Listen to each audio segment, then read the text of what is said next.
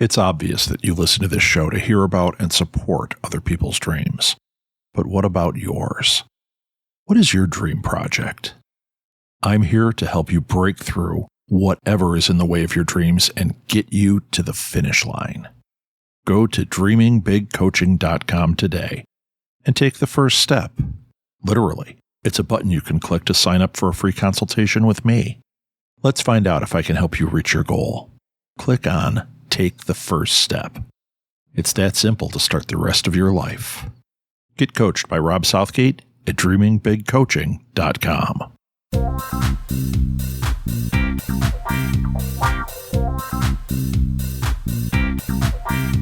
Welcome back to Go Fund This, the podcast where you find out about the coolest crowdfunding campaigns that you want to know about.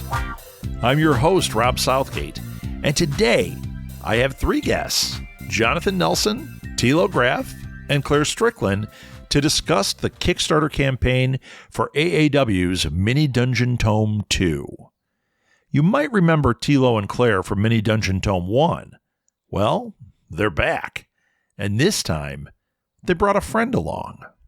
Today, we have three people from AAW. Eventually, we're going to have 17 on here. That's what I'm looking for. But today, we're going to welcome back Thilo, Claire, and this time, Jonathan is joining us. I am so excited to have the three of you on. We're back at Go Fund This. For anyone that listens to the show, you might remember Mini Dungeon Tome 1.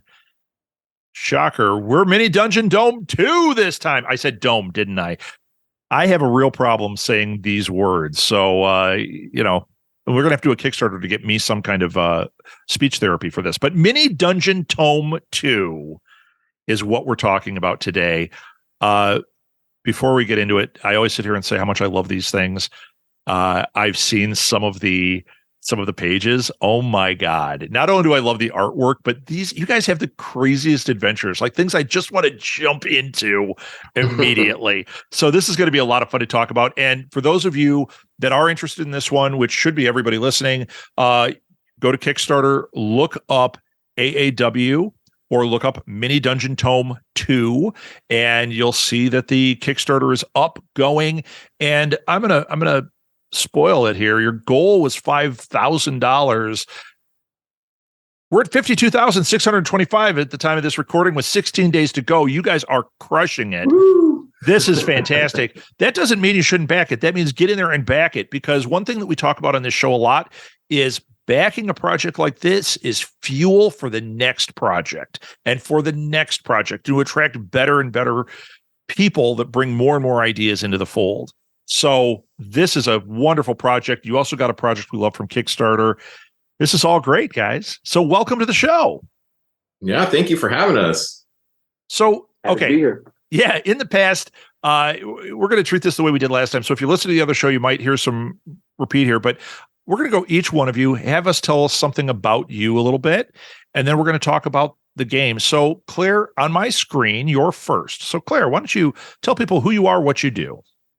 Sure. My name is Claire Strickland. I'm a writer on Mini Dungeon Tome 2. And I suppose I can talk about that. I am a doctor now, as of last Friday, I think. Hey! Congratulations! Congratulations! I just graduated from the digital media program at the Georgia Institute of Technology. And because it is the digital media program, that makes me Dr. DM. Nice. I've been waiting for 5 years to be able to say that. That is congratulations, fantastic. Claire. Fantastic. In fact, when you were on last time, I think we had a big conversation about how you were in the doctoral program, and I was so excited for you. So you have brought it full circle. This is the greatest day on Go Fund This, thanks to you, Claire. Oh, man. I am starting at Rutgers Camden in their English/communications department as a teaching faculty member in the fall. And they're letting me teach writing for tabletop games. I could not be happier. So cool. Phenomenal. That is so cool. All right, moving on. Jonathan, you're next on my screen here. So tell people who you are, what you do. Yeah, my name's Jonathan G. Nelson. I'm the owner and publisher of AEW Games. I started this company, wanted to be a writer, ended up a publisher and jack of all trades, but that's okay. My passions lately involve when I get away from my computer desk. I've been caring for many different plants. I've been growing a lot of my own food, doing hydroponics, that sort of stuff. Oh, cool. I also, and my kids especially love that because we can harvest stuff for our own dinners and what have you. So that's been fun. And then I also been doing some different projects with model scenery, crafting my own model scenery out of polystyrene foam insulation. Right now I'm carving a whole set of caverns that I'm going to use for certain play tests in Rise of the Drow after the fall. I figure I will need some Underdark scenery and backdrops for my play tests of that. And other things about me, fun facts, is I was in a touring rock band signed to a label on the East Coast. We had videos on MTV 2 and 3, toured the US, left that because people got too greedy and too much into drugs. And I also was a chef for a number of years. So I like to do a little bit of everything. I'm a very creative person. You're a Renaissance man. I love it. Yeah, actually, my dad was an avant-garde jazz musician. He left the scene for the exact same reason. Everybody was doing drugs and getting greedy, and he was like, I'm done. And he was always Mr. Clean. I mean, I don't think I ever heard him swear. That's how clean he was. I wouldn't say I was clean, but let's just say it was too much. I saw a crossroads in my life, and I was like, I could either go this route and I may die, or I could go this route and be a good dad to my stepson and the rest of the future kids I didn't know were coming. So I decided to take the path of trying to be a good father, a good person, a good role model. So chose that one as opposed to the other one. And I'm glad I did. Well, since they're not really playing music on MTV anymore, you made a wise choice. Yeah. So you know what? I'm gonna say this here before we get to you, Tilo. Before we jumped on and started recording, we were talking about how we're going to have AAW for a featured game coming up. Stay tuned. We're not going to spoil anything here, but we are going to use you as a featured game on the show TTRPG Insider. And Jonathan, you have now just cracked that open, because on that show, I interview every person more in depth. It's more about their story. I already know Claire and I are going to have like a 4-hour conversation. Yeah. I can't wait. Looking forward to it. And Tilo, sorry, we are too, because you and I talked that way last time. But Jonathan, I have so much to ask about with you and so much to talk about. Music, food. I mean, gaming. I can talk for hours. Yeah. Those are some of my passions. I'm even right now, like I just did my own sauerkraut ferment. I'm nice. doing actually another ferment right now with red cabbage, juniper berries, coriander, and green apple. Oh, man, nice. And tonight I'm cooking the gaming group. We're doing a play test of actually a new mini dungeon by Tony Arozda. And I'm going to be cooking up some brats with homemade sauerkraut and a bunch of stuff like that. So yeah, we could talk food all day. Yeah, man. Well, I was a grill chef for a caterer. The guy was a 5-star gourmet, so he taught me how to cook. When I started there, I didn't know how to cut lettuce, and he had this is so funny. This is such a barbecue type story, and I'll be quick. He had a secret recipe. His previous life, he was a pharmacist. Okay. Uh-huh. And then he went to jail, and then he couldn't be a pharmacist anymore. So you can draw the lines there as to what was going on. Yeah. So he created this spice rub that was a little bit addicting. It was all legal substances, but it did have an addictive quality, and it tasted amazing. He won second place in Ribfest. He toured for a whole summer, and he won second place in the nation with this. So cut to me working in his kitchen. Dopey me. He and I get along great, like really great. There's a whole story about me making him wear a diaper around the kitchen that you don't even want to know, but it's a kitchen, so you understand, right, Jonathan? Yeah, I used to work 15, 16-hour days for weeks at a time, so that helps me power through Kickstarters actually now. right. So he had this secret recipe that he was like under lock and key. Well, he wasn't very good at it. It was in a binder that we all used to make the recipe. Yeah. So I wrote it down on the back of a napkin. I'm like, I'm going to make this at home. He tells me the one day, he's like, you're like my best guy. Like, I love you. I'm going to give you my secret recipe. You'll be the only guy in the world with it. I go, I already stole it. That's so typical of the barbecue world. I'm like, dude, I've already got it. He was like, really? And I started saying it to him. He goes, crap. Anyone else have it? I go, I don't know, but you're not very good at this stealthy thing. That's why you leave out a couple of ingredients, Yeah, he didn't. Although I do. So if you get it from me, you won't know all the things. Yeah. It's amazing. human. I still make it. And people still are like, can you give me the recipe? Absolutely not. I'll give you some of the recipe. Yeah. And I actually have had to alter it some. So yeah, we could talk cooking, but we're not going to do that. We're not here about that. We're here to talk to Thilo now. Thilo, tell us about yourself. Well, my name is Thilo Graf. I'm Jonathan's right-hand man, slash developer, slash author, slash general weirdo guy who handles stuff if required. And I also do translation. And by the way, you made my mouth water like crazy with your elaborations on barbecue, because as someone who grew up visiting US bases in Germany a lot due to my familial situation, I grew up with US barbecue, and you can't get proper barbecue in Germany. So whenever I'm in the United States, I stock up on proper barbecue rubs, try to have some proper barbecue. And it's in the evening around here, so I'm sitting around here and like, barbecue. I know. Barbecue. Yeah. Thilo, I just realized what else I'm going to put into your package going out from the US. I need to go get some spice rubs for you. So nice. Thank you. Tell you what, Jonathan, I will send you. I don't know if I can send you my spice rub. I can send you something. That you can share. So we'll have to connect afterwards. And then I'll portion it out and send some to Thilo. There you go. So I'll put something up. Going package to Deutschland. There you go. There you go. Okay, so today we're talking about your Kickstarter. Like I said, you've already hit the number big time, but that doesn't mean we don't want to keep it rolling. We want this to fuel future endeavors, and I know of two of them, which I'm not. Oh, you can't read it. It was on that card. I wrote down the names. I'm not sharing anything. We're not spoiling anything, but I've got it right in front of me. I'm super excited about these. So you definitely want to support this. All the links will go in the show notes. So you don't have to remember this. You don't have to like drive off the road and get a pen. It'll be in the show notes. Okay. So what we're talking about is Mini Dungeon Tome 2. It's 123 plus short adventures. They're all like one shots for D&D 5e. Am I correct? You're correct. Excellent. So I know I just said all that, but what can you tell me about the project?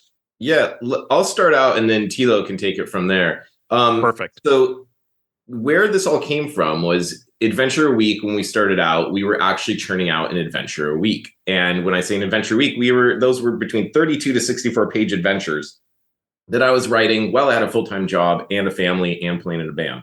And that was pretty nuts. Pretty insane. I wouldn't do that today because I was much younger then, because this was about 12 or 13 years ago when we started. and life was less crazy than it is now. Now I've got aging parents and other things and other responsibilities and what have you. So adulting, yes, and that sort of thing. But yeah, back in the day, we put out these adventures, and it was great. It was awesome. It was in the heyday of the beginning of what we created, and it helped us craft our beginnings of Aventir, our campaign setting. It helped us set the stage for our website, for building ourselves as a publishing company in the tabletop role-playing game world, and all of that. But it wasn't sustainable for the long term. And so what we did is over time, we switched to a format of doing a mini dungeon a week. And so what we're doing is these 2-page one-shots that basically could last you anywhere from, some of them you could run really quick, maybe in like 2 or 3 hours. Some of them can last quite a bit longer. And you know how it is with players and their characters. Sometimes they can get involved in something and take it much further. So you might end up with an adventure lasting as many as 6 hours, if they're really taking their time, right? And so we came up with these one-shots, and it's really interesting because we came from this format of having these massive adventures, and then how do we pack all of the cool stuff into something really short, and how do we limit, you have a certain word count. And so it's actually quite a bit of a writing challenge to come up with something where you're creating something that is different, that sparks your interest, that's something that is immersive and unique and can kind of take a group into that for the evening, which is actually what I'm doing tonight in that playtest I was talking about. We're going to be playtesting a future mini dungeon to test it out and kind of work out any bugs and whatnot. But these mini dungeons are super, super handy. And what I love about the Mini Dungeon Tome 1 is, as a publisher, after playtesting a lot of our adventures, writing, rewriting, editing, changing things, and then finally coming out with the book, by the time I get the book, I'm kind of exhausted with it. I love it. I'm excited to hold it in my hand, but I'm like, the people getting it, yes, they're very excited. But I've been looking at, like, for example, Roltmark. I've been looking at that one for 3.5 years. So I get it. And it's like, I'm not like really, super stoked, like, oh, I'm going to go run this right now because I just got done working out for 3.5 years. But the Mini Dungeon Tomes are different. The Mini Dungeon Tome 1 has kicked around, and it goes from our 2 different places we have our gaming group, because it's such a handy resource. If you need something on the fly, which who doesn't, right? When the characters go off the rails, they go, now we're going to go off over here and we're going to go adventure and check this out. Or we heard some rumor in town and now they're going off. And they're like, oh, well, I didn't really expect. Wait, have you played with me? That. Because that's exactly what I do. Yeah. So it's like, it gives you something easy. You go, okay, well, they're going into the forest. I need something for 3rd level. You can find something perfect that fits right into your story and go and grab it. And a lot of the times you don't even need to prep. You just need to read a little bit ahead. Okay, I got this. And then just roll with it. Yeah. So they're super, super handy. They're kind of like when you've got like your monster book and maybe a book of traps, or, you have those different resources as a DM, or maybe, a set of a chase deck or what have you. It's like one of those key things that you need to have. It takes away the randomness of random encounters and actually sets a little bit of a story, sets a stage that can then open up the doors to other things in the future. I'm sure you've had that as well, where they find a magic item and then that leads to another quest and that leads to this and that and the other thing. And that starts to unfold. Yeah. So, but I'll pass the torch to Thilo now, and Claire, who can explain more. So I'm going to take up essentially the wonderful trail of breadcrumbs you've left me there, and elaborate on one aspect that's really near and dear to my personal heart, and that is, as I used to get a ton of gaming done every week when I was still studying, when I didn't have to adult as hard as I nowadays have to. And the same goes for all of my players and all other GMs I know. And so for quite a while, we've experienced this notion that, as cool as random encounters are for example, resource depletion and, properly running through journeys and stuff like that, there is this issue with making them meaningful, making them a meaningful part of the gaming experience. And of course, you can tweak with mechanics and stuff like that. But what I found incredibly gratifying, particularly about the mini dungeons and the Mini Dungeon Tome 2, where I had the honor of working on almost all of them at one point or another, is that they all represent a kind of more meaningful gaming experience that can be used instead of sidetracks, instead of, those little random encounters and things like that, to bridge, for example, the level gap that you need during an adventure path, or during this huge campaign where you need to meet that particular milestone. Or what happens all the time for my personal game, when the players latch onto this tiny nugget of information that you just threw out there as the GM, this throwaway remark, and then suddenly the entire group is all attention. Like, they're all obsessed with that, right? and players are a bit like pit bulls in that regard. They won't let go. And I try to never be the GM that tells them, yeah, no, that was just an off-the-cuff remark. It doesn't really matter. So what I try to do is I elaborate on that particular aspect. And the Mini Dungeon Tome 2 helped me incredibly with that, because I have this huge amount of different resources that I can just take.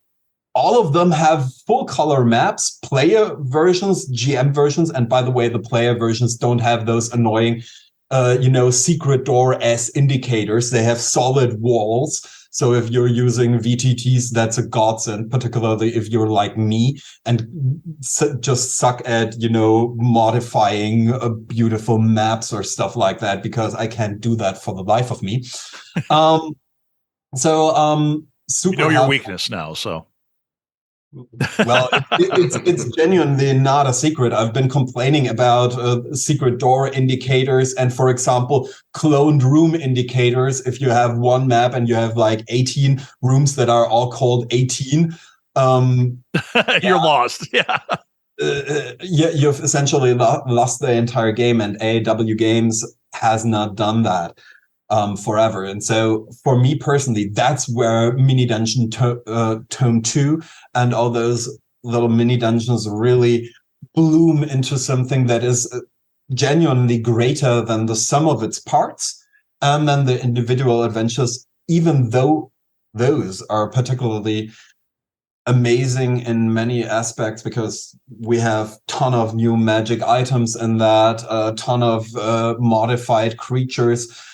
In another interview, I've talked about how one of Claire's adventures about a potion spill in an offshore research facility of some wizards generated a kind of natural disaster in one of my campaigns, and I had the players deal with the entire aftermath of that particular disaster that spawned from a mini dungeon.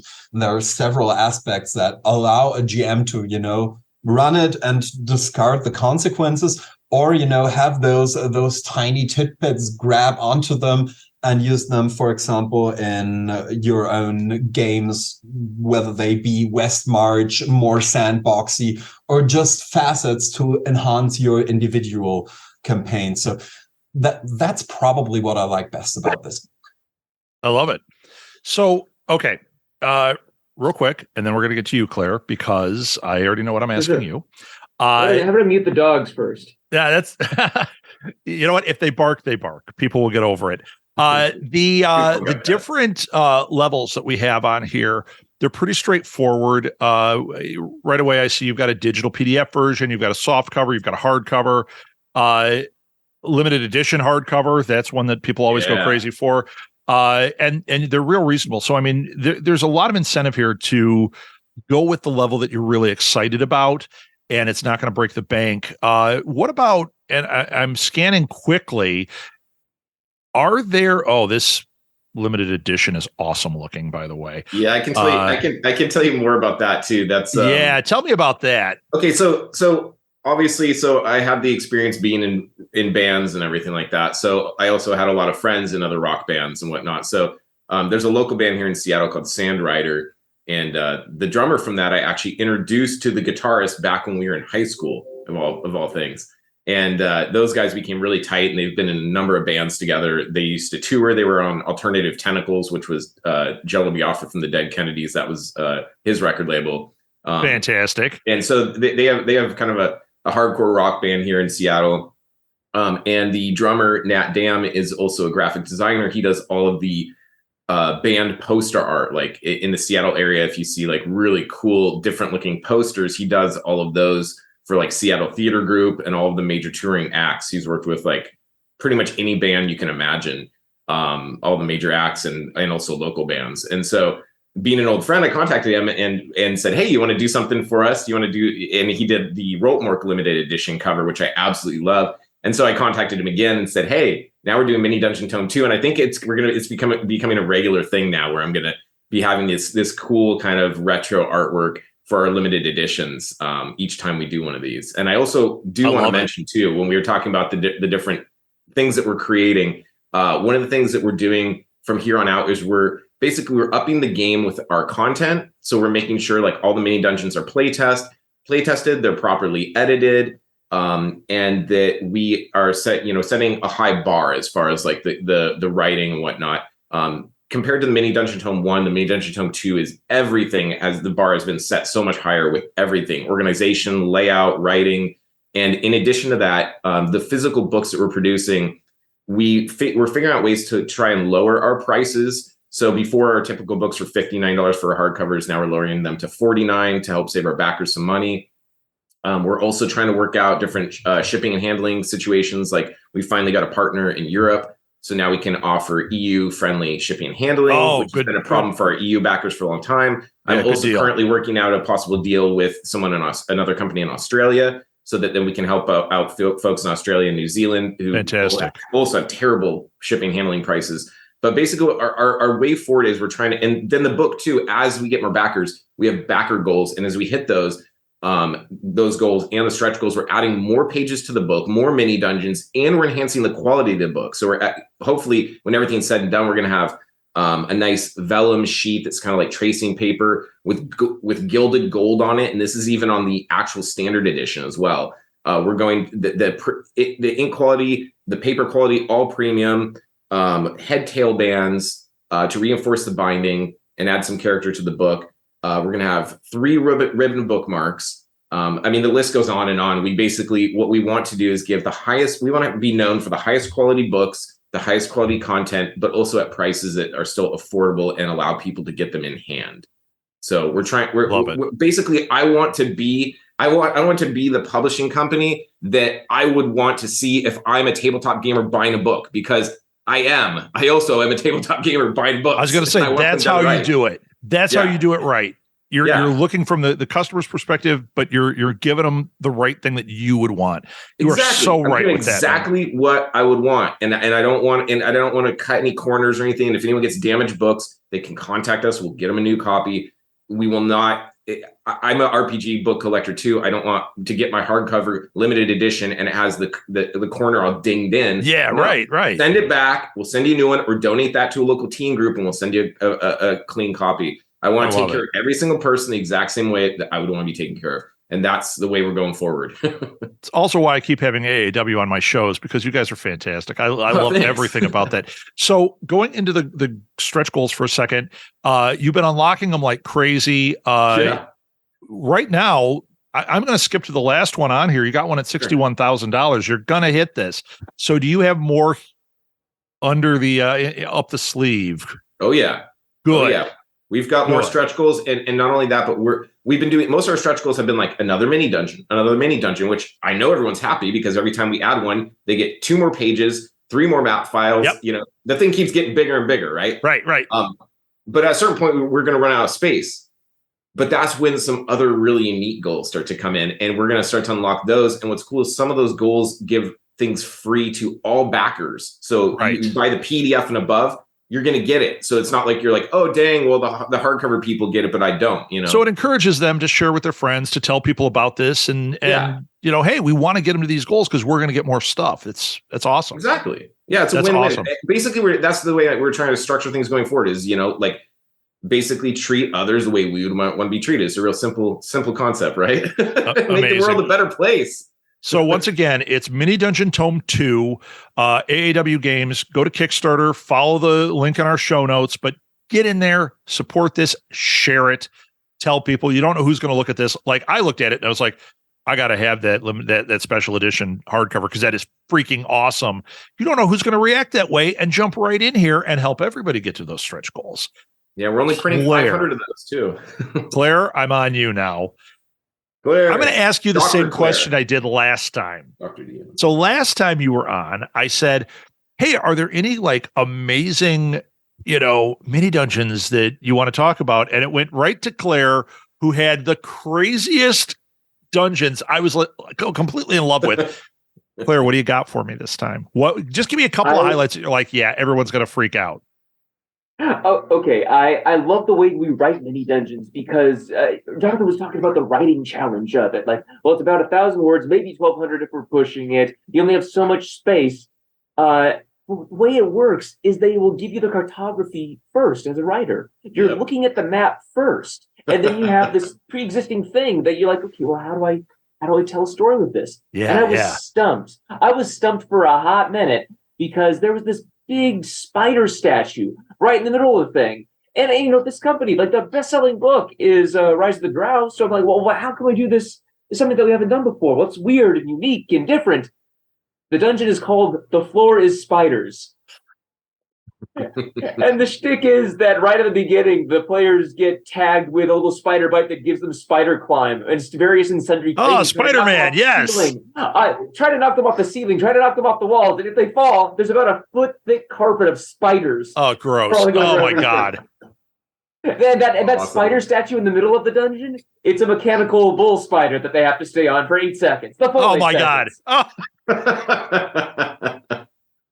My Yeah. fiance would I hate love this this adventure. She hates spiders. Oh my God. Yeah. All I can hear is Harrison Ford. Why did it have to be spiders? Yeah. Yeah, man, that is amazing. Oh, Claire, you have done it again. You got any other ones you want to highlight? This Floor of Spiders geez. that's worth the price of admission right there. But you got another one? Oh God, I'm working on one right now where it is a forest-based thing. And, I'm in a Dogos game at the moment. I'm playing a Cane Corso barbarian. He's a good boy. Not really, though. But it kind of got me thinking about the talking animals trope, and I haven't done one of those before. And it's so easy to go to the forest and you get fae and you get elves. No, talking animals. They are this druid's animal companion that has survived her death and tried to take on her responsibilities, and it's not going so hot. So we have an awakened squirrel druid riding around on his giant ape buddy, trying to keep the animals of the forest in line. I'm trying to get this out this week in the midst of writing another project that we talked about a little bit earlier. But spoiler, we're not going to talk about that. I love it when you have a little weird character. Don't only have 1,000 words. But if you can throw some unique NPC or some weird little guy that that a party can glom onto, that's what it's all about. You only have so much space to give character to exploration. So if I can do that in 1,000 words, yes. I love it. I love it. Okay, everybody has their marching orders. It is Mini Dungeon Tome 2. It is on Kickstarter. We got 16 days to go. Actually, by the time this airs, it'll probably be 15 days to go. We'll see how quickly I edit. But it ends on May 25th at 3:10 p.m. That's Central Time.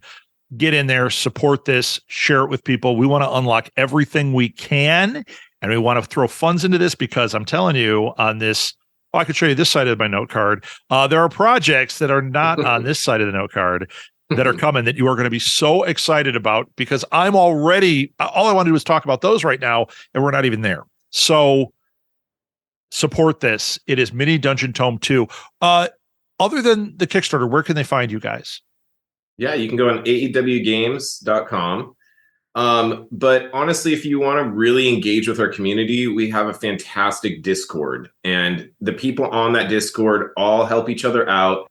They all share content, and we encourage sharing content. Like if someone makes a custom map for something in a game like Rise of the Drow, they might make an extra set of cave maps, or someone takes some of the maps and makes them into 3D. They share all those resources. So you can expand all of your games and get a lot of free content, including our free campaign setting. Just go to our Discord. It's aewgames.com/Discord. Super simple. I am doing it right now. Welcome you in with open arms. Look at that. I'm joining right now. Cool. So, yeah, all right. Yourself on there. You know where to find AAW Games. You know where to find Mini Dungeon Tome 2. I'm not looking at it. I can't remember anything today. At least I didn't call it Mini Dungeon Dome. Mini Dungeon Tome, although I think you're going to have to make a mini game that is a Mini Dungeon Dome. Claire, get on there. So Mini Dungeon Tome 2 by AAW Games, and we will have you back on TTRPG Insider in the near future, and we will also have you back on Go Fund This when these new amazing projects come up. Thank you so much for being on. Thank you for having us. Thanks for having us. Thank you so much for having us. I love these Mini Dungeon Tomes. The Kickstarter for AAW's Mini Dungeon Tome 2 ends on May 25th at 3:10 p.m. Central Time. Go to Kickstarter and support this awesome project, and be sure to tell your friends about it. Let's help them hit those stretch goals so we can get more dungeons. Thanks again to Claire, Tilo, and Jonathan for coming on the show and sharing this absolutely fantastic project with us. If you or anyone you know has a crowdfunding effort about to launch or that's currently going, send them my way. I love sharing these projects and to help people reach their goals. You can connect with me through the Go Fund This podcast Facebook page or via email directly to rob@smgpods.com. You can find a link to this Kickstarter and any other links that we discussed in the show notes. Go Fund This is a production of Southgate Media Group. Hosted, edited, and produced by me, Rob Southgate. Thanks again for listening to Go Fund This.